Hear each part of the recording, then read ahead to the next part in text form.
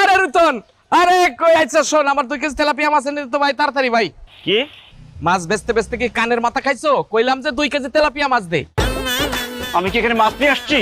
আরে আনস নাই তাতে কি হয়েছে? তুই তো মাছই বেচোস। শোন, তোর দেখলে মনে হয় তোর লগে মাছ আছে। যাই আনস নাই, কোনো সমস্যা নাই, যা আর তো 2 কেজি মাছ এনে দে। বাইরে আজকে আমার বাড়ি মেহমান আইবো, আর তুই তো দেখতেছস আমার এই দোকান রেখে তো আমি যাইতে পারতেছি না। তোর মাছ একদম। বাদল ভাই, আমার সাথে যে একজন মেহমান আছে সেটা দেখছেন?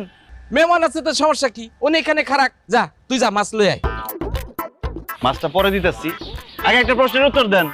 আমরা যে বাড়িটাতে থাকি আর যে 2টা গাড়ি ব্যবহার করি, ওগুলোর আসল মালিক কে? কে আবার? তোরা তোরা তো খানদানি বড় লোক, এটা আবার জিজ্ঞেস করার কি আছে? কি এবার বিশ্বাস হয়েছে? কিছুটা হয়েছে, এখনো পুরোপুরি হয় নাই। আরো 1-2 জনের সাথে কথা বলতে হবে। কি রে, খারাপ আছিস কেন? যা মাছটা এনে দে। একটা মাছগুলো খাওয়াই দেবো, হারামের বাচ্চা মাছগুলো খাওয়াই দেবো। এই মেয়ের সাথে আমার বিয়ের কথা চলতেছে আর তার সামনে আমার মাছ মাছ শুরু করছে, আর তুই করে কষ্ট না? তুই আমার আপনি করে কবি, স্যার কবি। স্যার কমো, বেসে মাছ গাইতে মাছের গন্ধ বাড়ছে। তুই থাকলে তোর মাছের গন্ধে আমার কাস্টমার আইবো না। যা ভাগ।